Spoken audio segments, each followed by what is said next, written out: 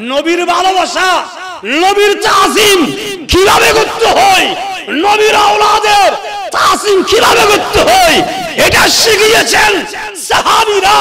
সিজদায় গিয়েছেন নবীর আওলাদ, সিজদা থেকে মুস্তাফার নবুয়তের গর্দান মুবারক থেকে নামে নাই। নবীর আওলাদ নিয়ে অপবাদ দেয় নাই, নবীর আওলাদ নিয়ে কটাক্ষ করে নাই, নবীর সিজদা নিয়ে কটাক্ষ করে নাই। তাহলে বুঝা যায় তাজিমে মুস্তাফা কাকে বলে, আওলাদে মুস্তাফার শান কাকে বলে। এটা বিশ্ববাসীকে শিখিয়েছেন মুস্তাফার সাহাবীরা। উচ্চ আওয়াজে বলি সুবহানাল্লাহ। এ জগৎবাসী লামকানের খোদা কুদরতের জবানে এই আয়াতে করিমার মধ্যে ঘোষণা দিয়েছেন, ইয়া আইয়ুহাল্লাযীনা আমানু। তার মানে এখানে আল্লাহ ইয়া আইয়ুহাল কাফিরু বলেন নাই, ইয়া আইয়ুহাল মুনাফিকু বলেন নাই, কাফের বলেন নাই, মুনাফিক বলেন নাই, মজুসি বলেন নাই, ইহুদি বলেন নাই, নাসরানি বলেন নাই। এখানে আল্লাহ শিয়া বলেন নাম ধরে ডাক দেন নাই, এখানে আল্লাহ খারিজি বলে ডাক দেন নাই, এখানে আল্লাহ অন্য কোন মতবাদীকে ডাক দেন নাই।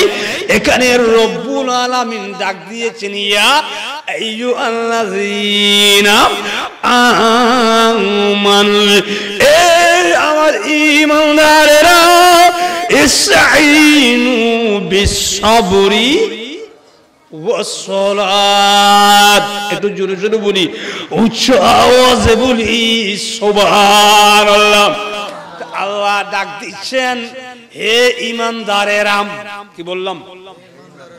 আল্লাহ ডাক দিয়েছেন হে ঈমানদারেরা। এখন প্রশ্ন হচ্ছে ঈমান কাকে বলে, ঈমানদার কাকে বলে? ঈমান আল ঈমানু হুয়া তাসদীকুন নবী বিমা জাআ মিন ইনদিল্লাহ। সুর সুর বলি সুবহানাল্লাহ। এ সুদবাসী ঈমান মানে নবী দেখার নাম ঈমানদারের লক্ষণ নয়। ঠিক কি নাম? আওয়াজের নাম। নবী দেখার নাম ঈমানদারের পরিচয়। নবী দেখার নাম যদি ঈমানদারের পরিচয় হতো, আবু লাহাব প্রথম নম্বরের ঈমানদার হতে পারতেন। ঠিক কি নাম? আবু জেহেল প্রথম নম্বরের ঈমানদার হতে পারতেন। ঠিক কি নাম? তাহলে নবী দেখার নাম ঈমান নয়, নবী মানার নাম। আওয়াজ নবী মানার নাম। উচ্চ আওয়াজে বলি সুবহানাল্লাহ। সালাতুল ইয়াম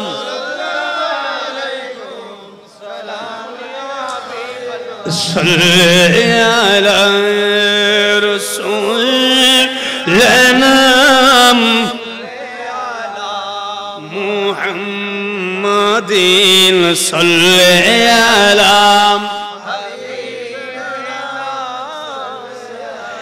তাহলে এখানে মুদ্রা কথা হচ্ছে নবী দেখার নাম ঈমান নয়, নবী মানার নাম। আওয়াজ নবী মানার নাম ঈমান। জোরে জোরে বলি সুবহানাল্লাহ। এবার আসুন, আল্লাহ ঈমানদারকে ডাক দিলেন। আল্লাহ ঈমানদারের উদ্দেশ্যে আল্লাহ বললেন, এই জগতের ঈমানদারেরা ইসতাঈনু তোমরা সাহায্য চাও।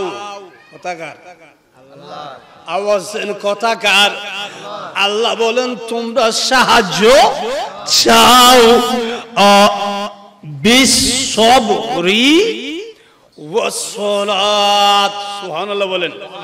কিসের মাধ্যমে? সবর আর নামাজের মাধ্যমে। সবর আর নামাজের মাধ্যমে। ঠিক কি নাম? এবার আসুন, আমাদের দেশে কিছু ভাইয়েরা পশ্চদার করে ইয়াকা না'বুদু ওয়া ইয়্যাকা নাস্তাঈন। আল্লাহ নাকি ঘোষণা করেছেন যা চাইবেন আল্লাহর কাছে চাইবেন, আল্লাহ ছাড়া অন্য কারো কাছে চাওয়া শিরিক। নাউজুবিল্লাহ বলেন না, বলেছেন কি নাম? এখন আল্লাহ তো নিজের কুদরতের জবানে এলান দিলেন, এ জগতের ইমানদারেরা, আমি লামকানের খোদা কুদরতের জবানে এলান দিলাম, তোমরা আমার কাছে সাহায্য চাও। ইসতাঈনু বিসসবরি ওয়াস সালাত, নামাজ এবং নামাজ এবং সবরের মাধ্যমে উচ্চ আওয়াজে বলি সুবহানাল্লাহ। এখানে কয়টি কথা বলেছেন?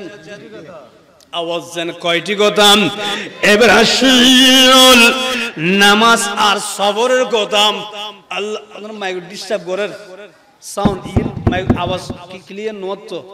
কিছুক্ষণ ঠিক তাই, কিছুক্ষণ কি তাই, একখানে অন্যরা সাইড করুন, নলিবে বন্ধ রাখুন, আর আইবে দিবি, অসুবিধা নেই, গুল্লে পারা করে দিও।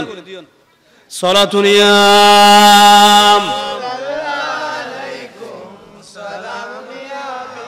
সাল্লি আলা রাসূলিনা সাল্লি আলা মুহাম্মাদিন সাল্লি আলা।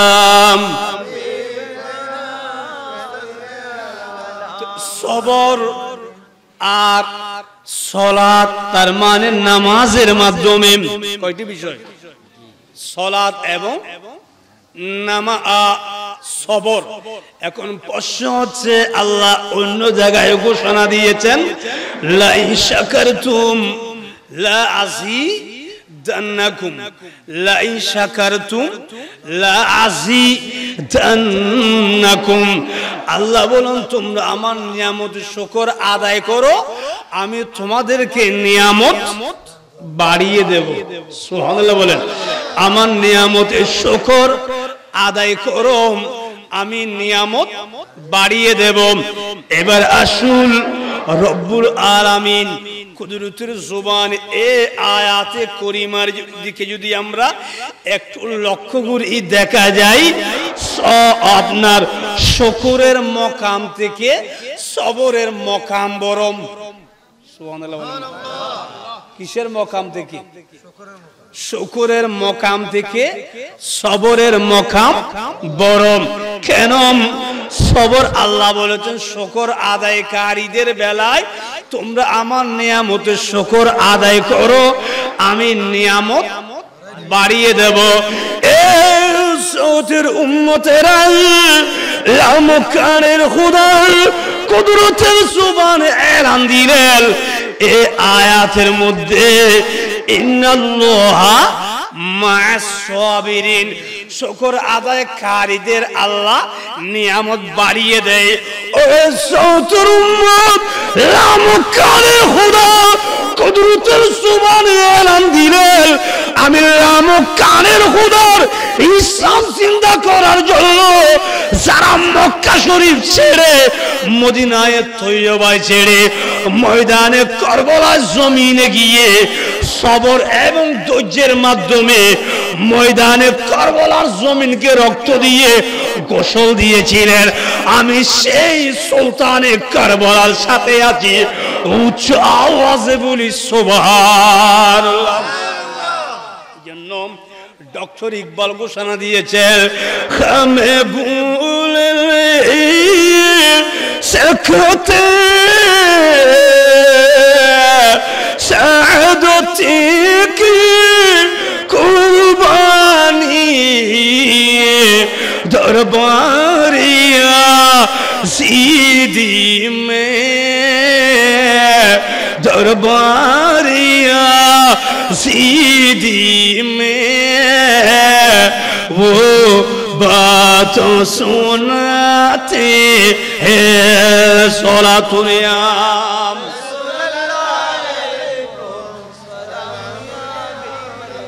জগতের বাইরে আমি বুঝাতে চেয়েছিলাম, এবার আসুন আল্লাহ সবরকারী এবং নামাজীদের আল্লাহ বলেন সবরকারীর সাথে থাকে কেন থাকে এবার আসুন এ জগৎ বাসীরা লামকানুল খুদা অন্য আয়াতে বলেছেন ওয়ালা নাবিলু আন্নাকুম বিশাইইম মিনাল খাউফি ওয়াল জুই ওয়া নাকসিন মিনাল আমওয়ালি ওয়াল আনফুসি ওয়াস সামারাত সুবহানাল্লাহ বলি আল্লাহ বলেন আমি আমার বান্দাদের পরীক্ষা নেব কি নেব পরীক্ষা নেব আওয়াজ দেন না সমস্ত নবীদের কাছ থেকে ওলিদের কাছ থেকে এক একজন প্রিয়ভাজন বান্দাদের কাছ থেকে এক এক রকমের পরীক্ষা আল্লাহ নিয়েছিলেন ঠিক কি না জোরে জোরে বলি না সুবহানাল্লাহ তো আল্লাহ বলেন ওয়ালা নাবিলু আন্নাকুম বিশাইইম মিনাল খাউফি আমি আমার বান্দাদের মধ্যে এমন কিছু বান্দাদের কাছ থেকে পরীক্ষা নেব সে পরীক্ষাগুলোর ধরন কি আল্লাহ বলেন আমি ভয় সৃষ্টি করে রাখব খাউফ নাবিলু আন্নাকুম বিশাইইম মিনাল খাউফি ওয়াল জুই ওয়া নাকসিন আমি ক্ষুধার্ত রাখব কি রাখব এক নম্বর ভয়ের মধ্যে রাখব দুই নম্বর ক্ষুধার্ত রাখবো উপবাস রাখবো তিন নম্বর ওয়ানাকসিন মিনাল আমওয়াল আমি ধন সম্পদ ধ্বংস করে ফেলবো বিভিন্ন মুখী আল্লাহ বালা দিয়ে মুসিবত দিয়ে সন্তান নিয়ে টাকা পয়সা নিয়ে উপবাস রেখে বিভিন্ন প্রকারের ক্ষয় ক্ষতি দিয়ে আল্লাহ সত্যিকার মুমিনদের পরীক্ষা করবেন জোরে জোরে বলি সুবহানাল্লাহ জগৎবাসীরা আল্লাহর কুদরতের জবান অনুযায়ী লামকানের খোদা কুদরতের জবান এলান দিলেন আমি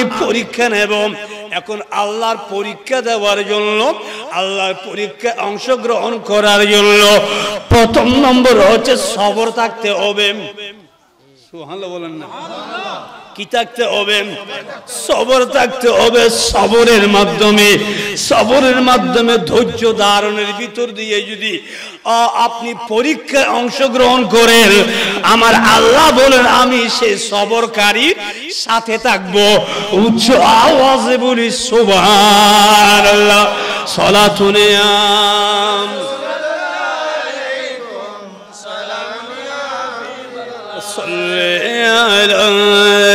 رسول محمد صل على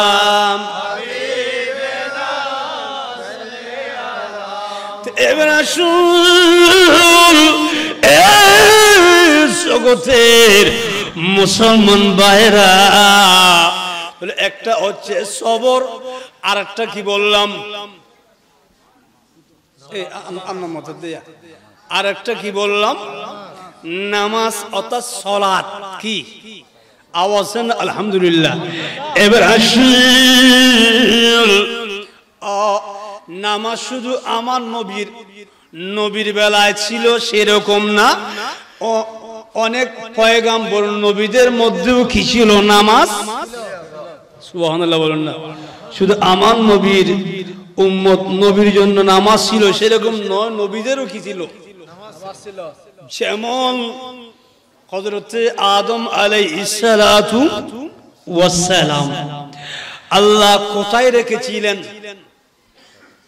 জান্নাতে বলেন না আল্লাহ মতে দা কিছু না বুঝলাম কোথায় রেখেছিলেন জান্নাতে ছিল ঠিক কি নাম জান্নাতে গুন্দম ফল খেয়েছিলেন ঠিক কি নাম আওয়াজ দেন না খাইয়ে দে না খাওয়াই দে এই যে কথা বুঝলেন খাইয়ে দে না খাওয়াই দে কিতাবের মধ্যে বলা হয়েছে তাফসীরের মধ্যে আদম সফিউল্লাহ গুন্দম ফল খাই না খাওয়ানো জবরদস্তি জোর পূর্বক কি করা হয়েছে এটা খাওয়ানো হয়েছে ঠিক কি নাম আল্লাহ বুঝার তৌফিক দান করুক আমিন বলি এই জন্য আদম আদম তো আদম জান্নাতে ছিলেন, মা হাওয়া জান্নাতে ছিলেন। জান্নাত থেকে আল্লাহ পৃথিবীর জমিনে পাঠালেন, ঠিক কিনা? পাঠিয়েছিলেন, ঠিক কিনা? আদম সফিউল্লাহ মা হাওয়া আলাইহিস সালাম পৃথিবীর জমিনে আগমনের পর, কিসের পর? আগমনের পর 350 বছর কান্নাকাটি করেছিলেন। অনেক লম্বা ইতিহাস। সর্বশেষ কথা হচ্ছে 350 বছর কান্না করার পর আমার নবীর উসিলায় নিয়ে যখন কি চাইলেন, ক্ষমা চাইলেন, আল্লাহ দোয়া করলেন, আল্লাহ দোয়া ফরিয়াদ কবুল করলেন। এই মূল কথা হচ্ছে এই সৌদবাসী হযরতে আদম সফিউল্লাহ 350 বছর কান্নাকাটি করার পর আল্লাহ যখন দোয়া ফরিয়াদ কবুল করলেন, কবুল করার পর আদম সফিউল্লাহ ডাক দিলেন, আল্লাহ 350 বছর পর আমাকে কবুল করা হয়েছে, আল্লাহ আমি এই নিয়ামতের শুকর আদায় করব কিভাবে? আল্লাহ নিয়ামতের শুকর আদায় করব কিভাবে? এটা বলতে বলতে বলতে বলতে সর্বপ্রথম ফজরের নামাজ আদায় করেছিলেন বাবা আদম সফিউল্লাহ। উচ্চ আওয়াজে বলি সুবহানাল্লাহ। আল্লাহ ফজরের নামাজ কে পড়েছিলেন? ফজরের নামাজ পড়েছিলেন কে? হযরত আদম আলাইহিস সালাম, ঠিক কিনা? এখন যদি বলি আদম সফিউল্লাহর আমরা সন্তান, কার সন্তান? তো আমাদের বাবা ফজরের নামাজ পড়েছিলেন। এখন যদি জিজ্ঞেস করি গোটা সমাজের মধ্যে ফজরের নামাজ কয়জন পড়েছেন? প্রতিটি আদম সন্তানের মুখে আওয়াজ আসবে কিছু সংখ্যক মানুষ ছাড়া গোটা সমাজ এলাকাবাসী সে ফজরের নামাজ থেকে বঞ্চিত। আল্লাহ আমাদের হেফাজত নসিব করুক, আমিন বলি, ঠিক কি নাম? এবার আসুন হযরত ইব্রাহিম আলাইহিস সালামকে আল্লাহ বৃদ্ধ বয়সে হযরতে ইসমাইল সবিহুল্লাহকে দান করেছিলেন, ঠিক কি নাম? আল্লাহ বৃদ্ধ বয়সে সন্তান দিয়ে আবার পরীক্ষা করতেছেন, এ ইব্রাহিম আমি তোমাকে বৃদ্ধ বয়সে পুত্র সন্তান দান করেছি, এ ইব্রাহিম খলিলুল্লাহ আমি তুমি ইব্রাহিম খলিলুল্লাহকে আরেকটা পরীক্ষা করব। কি করব?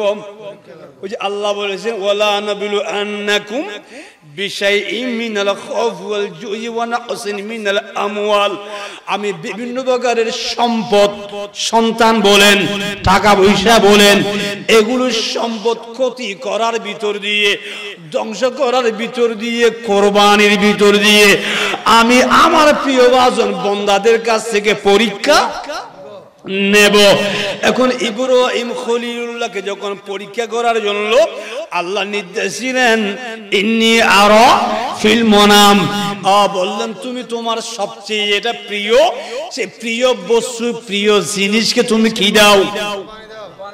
সুবহানাল্লাহ বলেন না? ওর দেওয়া শুরু করলেন। অনেক লম্বা তাফসীর। আল্লাহ বারে বারে স্বপ্নটা পশু কোরবানি দেওয়ার পরও আল্লাহ কি দেখাচ্ছেন? স্বপ্নটা। ইব্রাহিম খলিলুল্লাহ চিন্তা করলেন আমার সবচেয়ে প্রিয় জিনিসটা কি? আল্লাহ আমি কোরবানি দেওয়ার পরও কোরবানি দেওয়ার কথা স্বপ্নের মাধ্যমে আল্লাহ নির্দেশ দিচ্ছেন। আল্লাহর সবচেয়ে প্রিয়, আমার সবচেয়ে প্রিয় জিনিসটা চিন্তা করতে করতে ইব্রাহিম খলিলুল্লাহ বুঝতে পারলেন আমার সবচেয়ে প্রিয় জিনিস হচ্ছে আমার বৃদ্ধ বয়সে পাওয়া বিবি হাজেরার গর্ভ থেকে পাওয়া হযরত ইসমাইল জবিহুল্লাহ। উচ্চ আওয়াজে বলি সুবহানাল্লাহ। জগতের মুসলমান ভাইরা এই স্বপ্ন দেখে ইব্রাহিম খলিলুল্লাহ একেবারে কনফার্ম হয়ে গেলেন, সুনিশ্চিত হয়ে গেলেন আমি আমার সন্তানকে কি দেব? কোরবানি দেব। তখন ইব্রাহিম খলিলুল্লাহ নিজ সন্তান ইসমাইল জবিউল্লাহকে কোরবানি দেওয়ার জন্য নিয়ে গেলেন। তাও লম্বা ঘটনা। কোরবানি যখন দিতে লাগলেন, তরবারি চালাচ্ছিলেন, কিন্তু তরবারি চালাচ্ছে ঠিকই, কিন্তু পুত্রের গলা কাটা যাচ্ছে না। সর্বশেষে আল্লাহ ফেরেশতাদের মাধ্যমে জান্নাত থেকে একটা দুম্বা দিলেন। ইসমাইল জবিউল্লাহকে আল্লাহ হেফাজত করলেন। দেখলেন খলিলুল্লাহ দুম্বা কুরবানি হয়েছে। ও সৌতের মুসলমান, এবার আসুন, খলিলুল্লাহ নবুয়তের জুবানে এলান দিলেন। আল্লাহ বৃদ্ধ বয়সে সন্তান দিয়ে জবে করার নির্দেশ দিলেন আপনি, আবার সেই সন্তানকে ফিরিয়ে দিলেন আপনি। আল্লাহ বৃদ্ধ বয়সে সন্তান ফিরে পাওয়ার আনন্দ কতটুকু আমি বলে ভাষায় প্রকাশ করার মতো নয়। আল্লাহ এই নিয়ামতের শুকর আদায় করব কিভাবে? আল্লাহ এই নিয়ামতের শুকর আদায় করব কিভাবে? ওরে সৌতুর উম্মত, এই নিয়ামতের শুকর আদায় করে সর্বপ্রথম যোহরের নামাজ আদায় করেছিলেন ইব্রাহিম খলিলুল্লাহ। উচ্চ আওয়াজে বলি সুবহানাল্লাহ। তাহলে যোহরের নামাজ কে পড়েছিলেন? আওয়াজ দেন না। যোহরের নামাজ আদায় করেছিলেন হযরতে ইব্রাহিম খলিলুল্লাহ, ঠিক কিনা? এবার আসুন, আমি যদি জিজ্ঞেস করি কোরবান আমরা করি কিনা? আওয়াজ দেন না। কোরবানির দিন যদি আমি জিজ্ঞেস করি সমাজের মুসল্লিদেরকে, মুসলমান ভাইদেরকে, ভাইরা কোরবানির দিন আপনারা নামাজ পড়েছেন? বেগুনের মুখ দিয়ে জবাব দিবে তো গোড়া দিন কি ভাঙ্গি দি নামাজের জবাব কি দিব দে ওজন নামাজ ফরিবের সুযোগ নয় কি ভাঙ্গি দি জোর করে অন্যান্য নাউজুবিল্লাহ জগৎ। এই জন্য আল্লাহ বলেছেন পশুর গলায় ছুরি দেওয়ার সময় যতক্ষণ পর্যন্ত মনের পশুর গলায় কি দিতে পারেন নাই ছুরি চালাতে, ততক্ষণ পর্যন্ত আল্লাহ কোরবানি কবুল। ছুরি চালাবার সময় যতক্ষণ পর্যন্ত মনের পশুত্বকে ছুরি চালানো যাবে না, মনের পশুত্বকে কোরবানি দেওয়া যাবে না, ততক্ষণ পর্যন্ত উম্মতের কোরবানি। আর যদি মনের পশুর কোরবানি দিতে পারতাম, পশুর গলা ছুরি চালাইবার সময় বাস্তবিক যদি মনের পশুর গলা কি দিতে পারতাম, তাহলে কোরবানের দিন আরা কে নামাজ তরক করি আবাস না, আরা হনদিন নামাজ তরক করি না পাইতাম। তাই বুঝা যাচ্ছে আর কোরবানি, আমাদের কোরবানি হচ্ছে শুধুমাত্র একটা উৎসবের নাম। আমাদের কোরবানি হচ্ছে শুধুমাত্র গোশত মাংস খাওয়ার নাম। আল্লাহ বলেন এই জগতের উম্মত গোশত মাংস রক্ত আমি খালেকের কাছে, আমি রব্বে করিমের কাছে পৌঁছাই না, আমার কাছে পৌঁছাই বান্দার তাকওয়াদারিকা। উচ্চ আওয়াজে বলি সুবহানাল্লাহ। সালাতুন ইয়া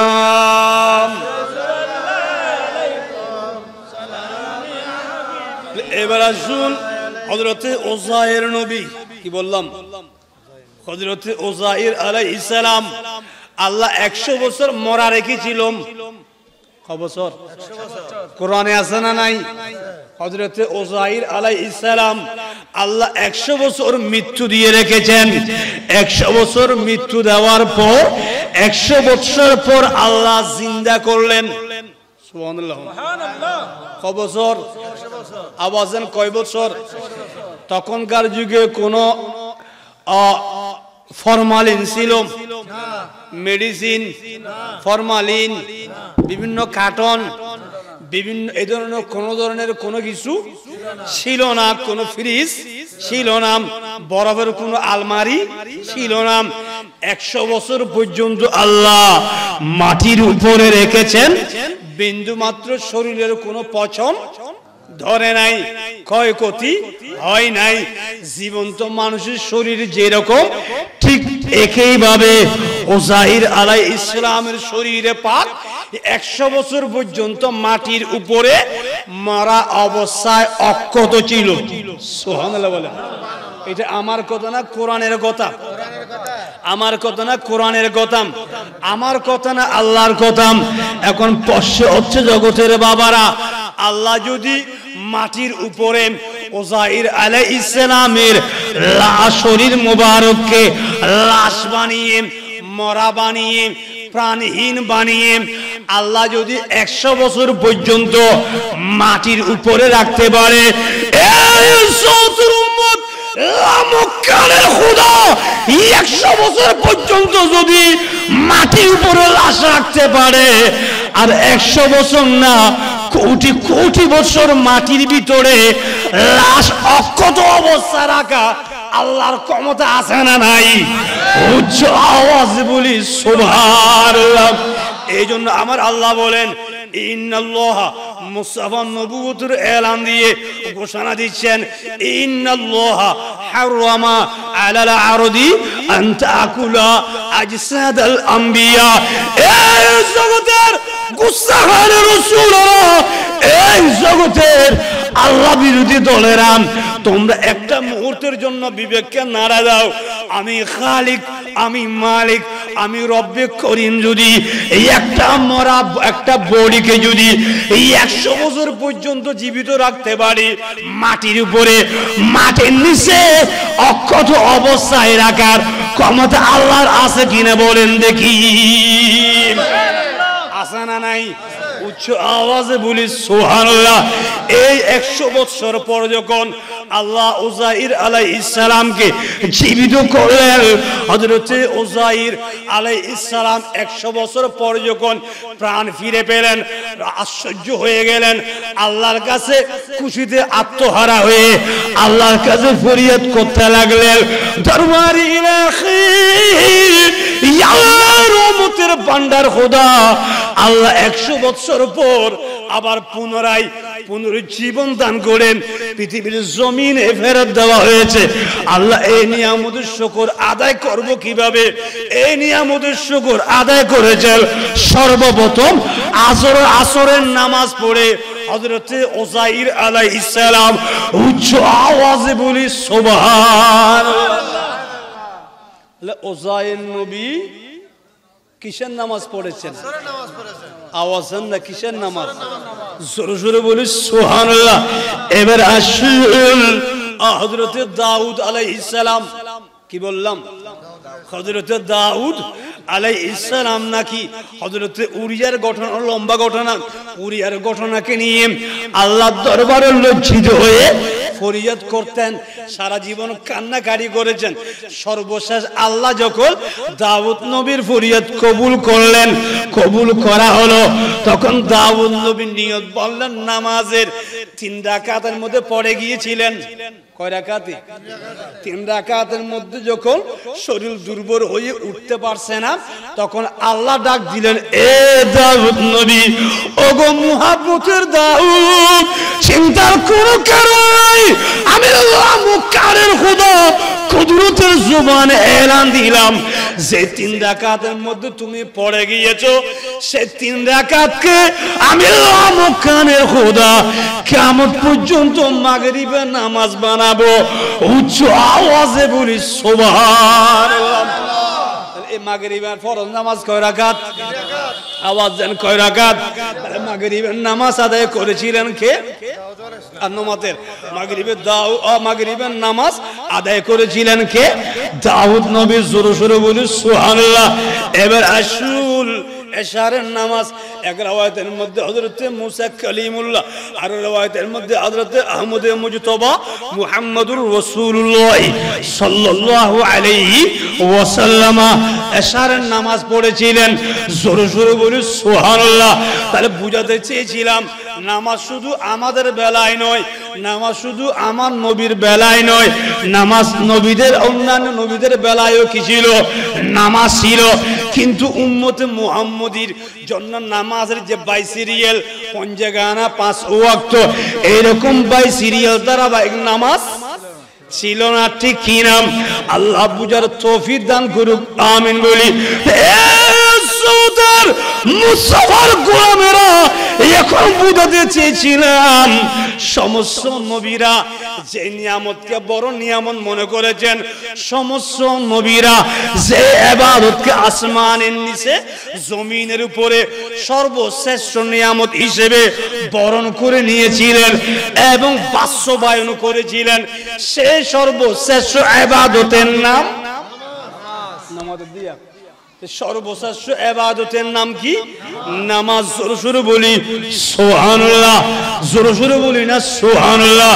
সালাতুন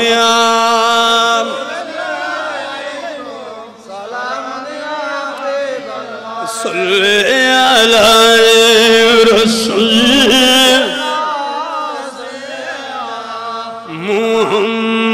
মুহাম্মাদিন সাল্লি আলা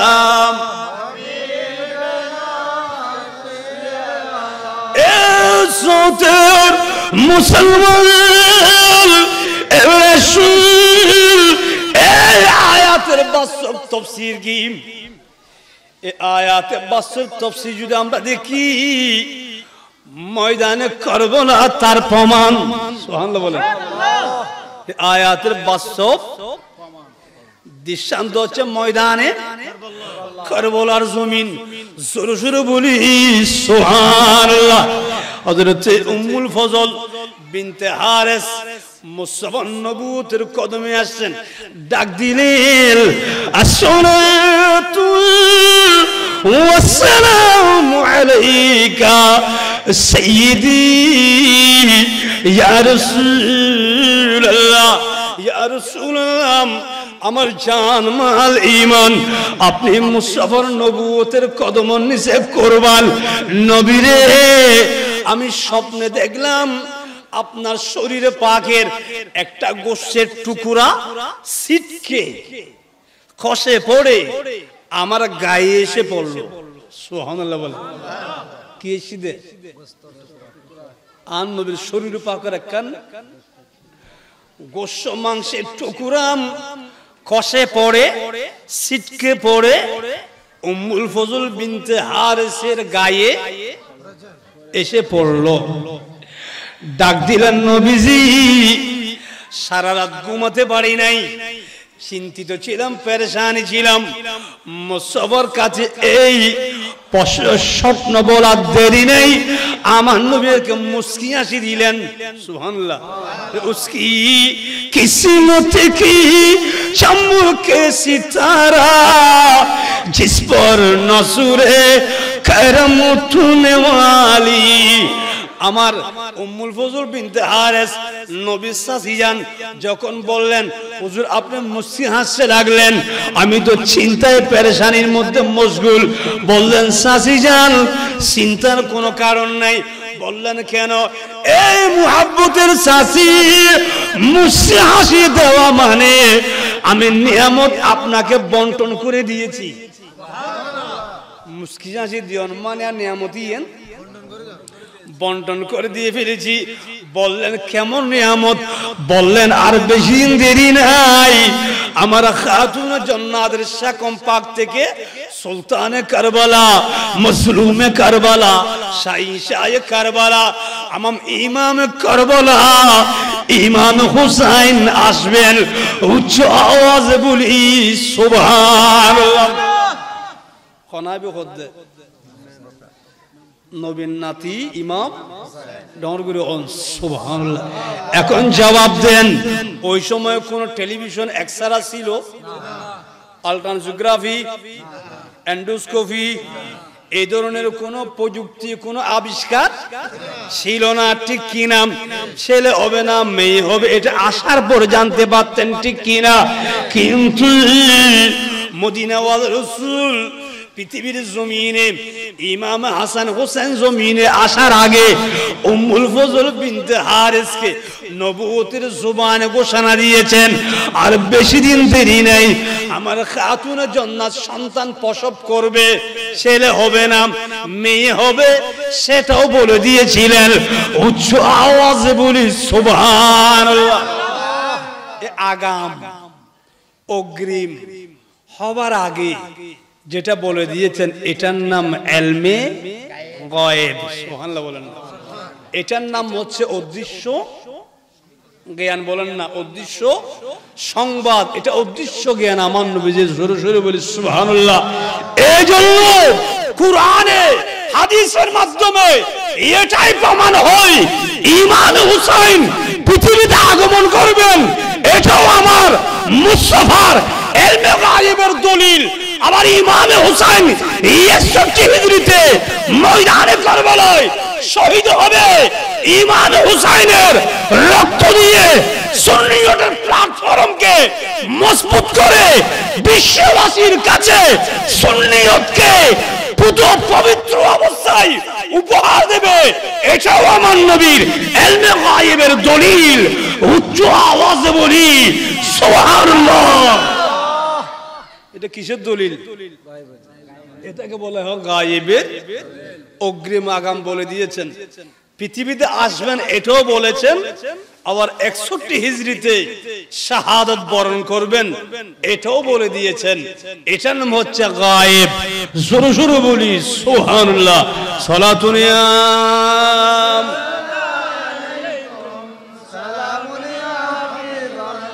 सुने नासी वही रे रसूल नल्लामी सादू हम चुमार बा बेवकूल सलातुनियाम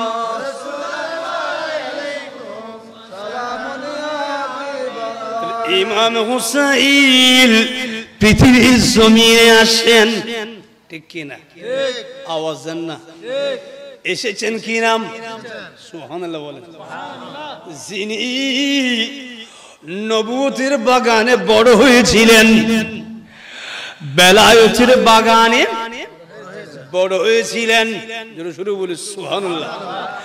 জগতের মুসলমান ভাইরা রাসূল ইমাম হুসাইন ঈমান আকীদা আমল ঈমান আনবো কিভাবে, আবার ঈমানের হেফাজত করবো কিভাবে, এটা শিখিয়েছেন কে? ইমাম হোসেন বলুন না কারবালা দিয়ে কি দিয়ে? ঈমান এনেছি আমল করব, তা আমল করব কিভাবে? আমল করে ইবাদত করে ইবাদতের হেফাজত কিভাবে করব এটাও শিখিয়েছেন কে? ইমাম হুসাইন ময়দানে কারবালা দিয়ে। শুরু শুরু বলি সুবহানাল্লাহ। ওরে সৌতর মুসলমান এবার শুন, ইমাম হুসাইন আমার নবীর নবুয়তের ফিট মুবারকে কোথায় নামাজ দিতেরা আন নবীর নবুয়তের ফিট মুবারকের উপর খেলতেছেন। সুবহানাল্লাহ বলেন। নবী সিজদায় গেলেন। কোথায় গেলেন? সাহাবায়ে কেরাম নবীর পিছনে কি করলেন? নামাজ দিয়া ইমাম হন, ওনারা হয়তো বুঝে লিখুন না, ইমাম হন মুক্তদি হন। ইমাম হলেন আমার রাসূল, আর সমস্ত সাহাবায়ে কেরামরা হচ্ছেন মুক্তাদি। ঠিক কি নাম? এখন ইমাম সাহেব যখন সিজদায় গেলেন সমস্ত মুক্তাদিরও ঠিক কি নাম যায় কিনা? এখন যখন গেলেন ওই অবস্থায় ইমাম হোসেন নবীর নবুয়তের গর্দান মুবারকে উঠলেন, ইচ্ছা মতো খেলা শুরু করলেন। সুবহানাল্লাহ বলেন। এখন দেখা যাচ্ছে নবীজি আসর মুবারক সিজদা থেকে তুলতেছেন। আল্লাহ ডাক দিলেন, এ মদিনার রাসূল আমি লামুকানের গোদাম কুদরতের জুবানে এলান দিলাম, যতক্ষণ পর্যন্ত আমার সুলতানে কারবালা তুমি মুস্তাফা নবুয়তের গর্দান মোবারক থেকে খেলা শেষ করে নামবে না, ততক্ষণ পর্যন্ত আজকের সিজদা লম্বা করতে হবে। উচ্চ আওয়াজে বলি সুবহানাল্লাহ। এখন প্রশ্ন হলো, এতক্ষণ পর্যন্ত আল্লাহ সিজদা করলেন, নবীকে দিয়ে সিজদা করালেন, আসমানের নিচে জমিনের উপরে, এইরকম কোন রেকর্ড আছে না? অনেকের ফুয়ার বেলায় মন্ত্রী হন, মিনিস্টার হন, এমপি হন, মেম্বার হন, চেয়ারম্যান হন, মাতবর হন, সরদার হন, মুহাদ্দিস হন, মুফতি হন, মুফাসসির হন, আল্লামা হন, ঐতিহাসিক হন, বৈজ্ঞানিক হন, অনেকের বেলায় এল্লে হনাকান শরীয়ত আছে না? আওয়াজিয়র নাম আছে না? না এখন না, ঠিক কিনা?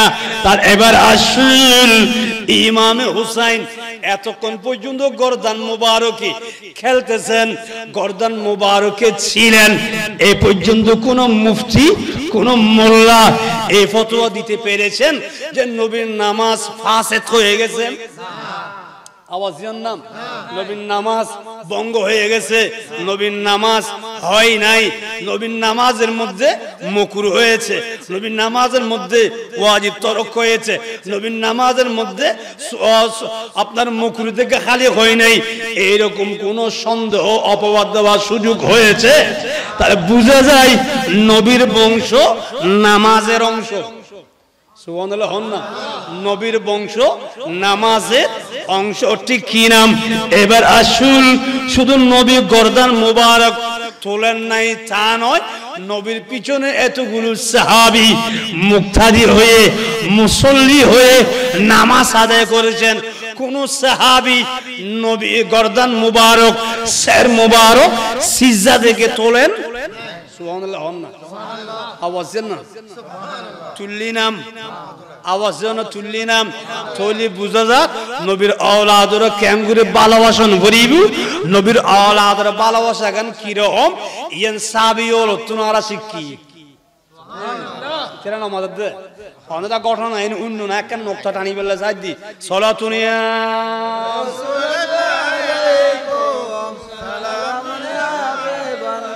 সাল্লাল্লাহু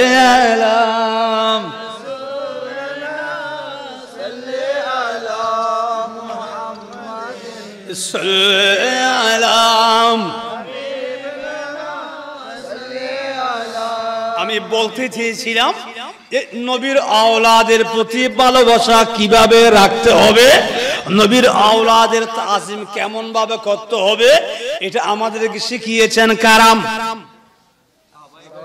আওয়াজ না কারাম। বর্তমান যুগের মধ্যে এমন কিছু দলের সৃষ্টি হচ্ছে যারা নবীর আওলাদের ভালোবাসা বেশি দেখাতে গিয়ে সিদ্দিক আকবরের খেলাফত, আওয়াজ না বুঝলেন, যারা আপনারা আগে বলেছেন ময়দানে কারবালার দৃষ্টান্ত কি ইমান আকীদার অক্কার, আমি মজুরি চলে যাই কি বললাম না, আমাদের আর সাজের মুকাররম তশরিফ আনি বিলি বড় গুরু হন আলহামদুলিল্লাহ। সালাতুনিয়া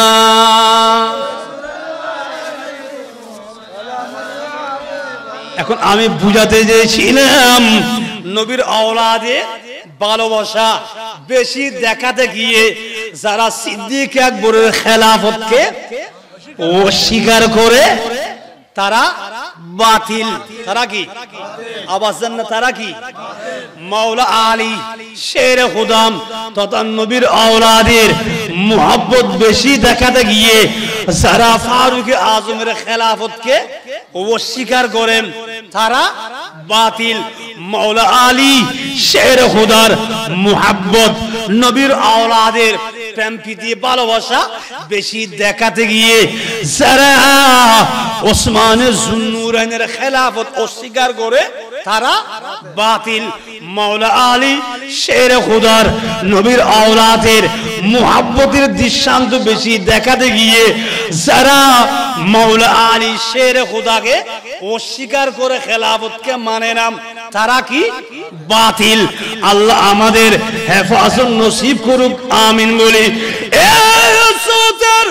মুসলমান জাতিরা প্রশ্ন করতে চেয়েছিলাম জবাব দিতে চেয়েছিলাম একটা বিষয়ের উপর, তাহলে নবীর আওলাদের ভালোবাসা কিভাবে করতে হয়, নবীর আওলাদের তাসিম কিভাবে করতে হয়, এটা আমাদেরকে শিখিয়ে গেছেন নবীর সাহাবীরা।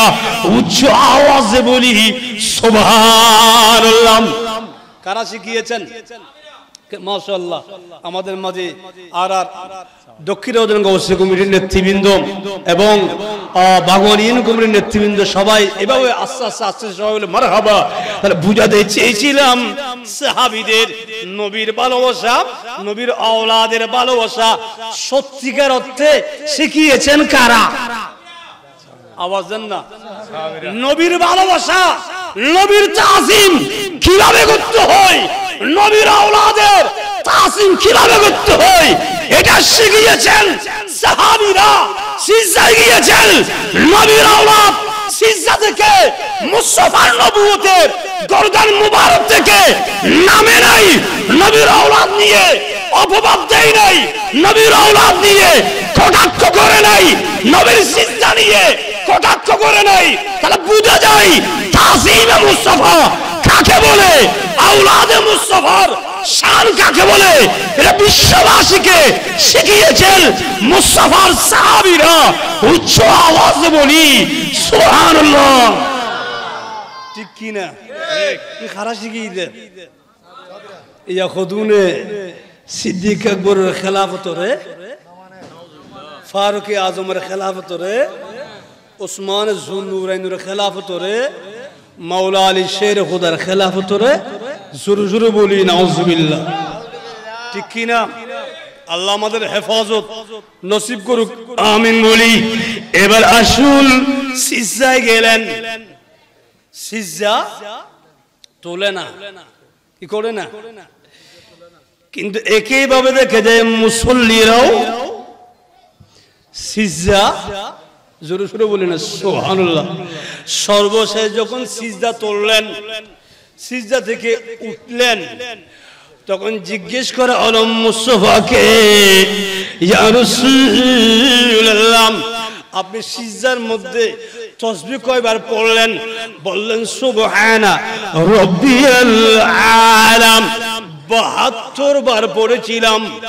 সুবহানাল্লাহ বলি। কয়বার? তাসবিহ কবার? আর ইমাম সাহেব যদি মসজিদ যাই সিজদার মধ্যে যদি সুবহানা রাব্বিয়াল আলা, সুবহানা রাব্বিয়াল আলা এটা ৩ বারের জায়গায় যদি ৫ বার ৭ বার পড়ে, পিছনে দিয়ে মুসল্লি হলো খল্লা তুলিব না আমাদের সাহেব নাম কি হইবে? আর ইমাম সাহেব এসু গজ্জি ফাল্লার খল্লা কেন তোলেন? একখানা সহ হইব না নইব, আল্লাহ হেফাজত নসিব করুক, আমিন হন। এতগুলো তাসবিহ আদায় করেছেন, একটা মুহূর্তের জন্য সাহাবীরা আপত্তি করে নাই। এতগুলো তাসবিহ আদায় করলেন, সিজদা এত লম্বা করলেন, সাহাবীরা সমালোচনা করে নাই, আওয়াজ সমালোচনা করে নাই। ঠিক কি না? তাহলে বুঝা যায় নবীর আওলাদের ভালোবাসা করার মধ্যে কিভাবে করতে হয়, এটা শিখিয়েছেন কারা? আওয়াজ শিখিয়েছেন কারাম সাহাবীরা। জোরে জোরে বলে সুবহানাল্লাহ। এই সৌদের মুস্তাফার গোলামেরা, এবার আসুন আমার ইমাম হুসাইন মদিনা ওয়াল রাসূলের সামনে ডাক দিলেন, আসসালাতু ওয়াসসালামু আলাইকা সাইয়্যিদি ইয়া রাসূলুল্লাহ, ইয়া রাসূলুল্লাহ আমার জান মাল ঈমান, আপনি মুস্তাফার নবুয়তের কদম নিচে কুরবান। ওগো রাসূল আমি আপনার সাথে ওয়াদা করছি, এই তাসবিহগুলোর হক আদায় করব কিভাবে? ওগো মদিনার রাসূল আমি ওয়াদা করছি 61 হিজরিতে ময়দানে কারবালায় গিয়ে আমি ইমাম হুসাইনের 72টি আওলাদের রক্ত ময়দানে কারবালার জমিনে দিয়ে 72টি তাসবিহর হক আদায় করব। উচ্চ আওয়াজে বলি সুবহানাল্লাহ। দিয়েছেন কিনা? কুরবানি দিয়েছেন। জোরে জোরে বলি সুবহানাল্লাহ। হক আদায় করেছেন, জোরে জোরে বলি না সুবহানাল্লাহ। এখন প্রশ্ন হচ্ছে, ইমামে হুসাইন শহীদ হবেন এটা জানতেন মাওলা আলী, জানতেন মা ফাতেমা, জানতেন মদিনাওয়ালা রাসূল, জানতেন সুলতান কারবালা ইমাম হুসাইনও জানতেন, কিন্তু প্রত্যেকের মুখে একটি ভাষা ছিল, আল্লাহুম্মা আতিল হুসাইনা সাবরান ওয়াজরা। আল্লাহ তুমি আমার সুলতানে কারবালাকে ধৈর্য ধারণকারী হিসেবে আল্লাহ তুমি কবুল করো। উচ্চ আওয়াজে বলি সুবহানাল্লাহ। তাহলে দেখে যাই সত্যিকারের সবরকারী কাকে বলে। এটা ময়দানে কারবালার ভিতরে ইমাম হোসেন কি দিয়েছেন, আমাদেরকে শিখিয়ে গেছেন। জোরে জোরে বলি সুবহানাল্লাহ। যে কোনো পরিস্থিতির মোকাবেলায় হকের দাওয়াত দেওয়ার জন্য, ঈমান আকীদা রক্ষার জন্য ধৈর্যশীলতার ভিতরে, বিচক্ষণতার ভিতরে ধৈর্যশীল হয়ে ময়দানে সুন্নিয়তের কাজ কিভাবে করতে হয় সেটা ইমাম হোসেন আমাদেরকে কি দিয়েছেন। জোরে জোরে বলি সুবহানাল্লাহ। এক আরেকটা কথা হচ্ছে, ইমাম হোসাইন আমাদেরকে শিখিয়ে, সবর তো আমরা করতেছি, ধৈর্যশীলতার মাধ্যমে দ্বীনের খেদমতের আঞ্জাম আমাদেরকে দিতে হবে, কিন্তু বাতিলের সাথে কোনো আপোষ তেরানমাতের ইয়ান হাসিককে ইমামে হোসাইনুর শিখকে কোনো বাতিলের সাথে আপোষ করা। জোরে জোরে বলুন সুবহানাল্লাহ। তো ঈমান এনেছি, আমি আগে বলি শুরুতে মুকাদ্দমার মধ্যে বলেছি, ঈমান রাসূলকে দেখার নাম ঈমানদারের পরিচয় নয়, ঈমান নবী মানার নাম। তো নবী মানার নাম মানে, নবী মানার নাম অর্থ কি, নবী যা দিয়েছেন তা নেওয়া, যা নিষেধ করেছেন তা ফেলে দেওয়া, এটাই হচ্ছে ঈমানদারের কি আলামত। জোরে জোরে বলি সুবহানাল্লাহ। নবী যা দিয়েছেন গ্রহণ করার কথা বলেছেন সেগুলো গ্রহণ করা, যেগুলো ফেলে দেওয়ার কথা বলেছেন সেগুলো কি ফেলে দেওয়া হচ্ছে ঈমানদারের আলামত। জোরে জোরে বলি সুবহানাল্লাহ। এই জন্য এবার আসুন ইয়াসিন, এই জন্য আমার এই হাদিসটা বিশেষ করে বিশ্ববিখ্যাত তাফসীরের মুসান্নিফ আল্লামা জালালউদ্দিন সুয়ুতী রাহমাতুল্লাহ আলাইহি, উনি তারিখুল খুলাফার মধ্যে বলেছেন যে আমার নবী এলান দিচ্ছেন যে আউয়ালু মান ইউবাদদিলু সুন্নতি রাজুলুন মিন বনি উমাইয়া ইয়কালু লাহু ইয়াজিদ। আপনারা জানেন বর্তমান সুন্নিয়তের ময়দানে যিনি সারা বাংলাদেশে যিনি চ্যালেঞ্জ ছুড়ে দিয়ে বাতিলের সাথে একাই মোকাবেলা করে যাচ্ছেন, আমার শের মিল্লাতের উত্তরসূরি হয়ে, যিনি আমাদের গর্ব, আমাদের অহংকার, আমাদের উস্তাজিয়াল মুকাররম, যিনি এ পর্যন্ত কোনো বাতিলের সাথে কোনো আপোষ, আমি আগেই বলেছি সুলতানে কারবালা ইমামে আলী মাকাম ইমামে হুসাইন জিবা ময়দানে কারবালায় ঈমান এনে ঈমানদার হয়ে ঈমান কিভাবে হেফাজত রাখতে হয়, ইবাদত করে আমলের কিভাবে হেফাজত করতে হয় সেই দৃষ্টান্ত যার হুঙ্কারে বর্তমানে প্রকম্পিত সেই আশরাফুজ্জামান বাজি কিবলা মুদাজ্জিলুল আলী আমাদের মধ্যে তশরিফ ফরমা। আল্লাহ হুজুরের হায়াতের মধ্যে বরকত দান করুক, আমিন বলি। হুজুরের হায়াত জিন্দেগানি দীর্ঘায়ু আল্লাহ আমাদের মাথার উপর ছায়া হয়ে থাকার আল্লাহ নূরানি তৌফিক দান করুক, আমিন বলি। যারা আছেন বলে আমরা আলেমরা, আমরা ছাত্ররা মনোবল নিয়ে, বুক ভরা সাহস নিয়ে ময়দানে কথা বলার দুঃসাহস করি, সেই উস্তাদরা আমাদের বাবাজিরা আল্লাহ ওনাদের হায়াতের মধ্যে বরকত দান করুক, আমিন বলি। ওয়া আখিরু দাওয়ানা আনিল হামদুলিল্লাহি রাব্বিল আলামিন। আসসালামু আলাইকুম ওয়া রাহমাতুল্লাহি ওয়া বারাকাতুহু।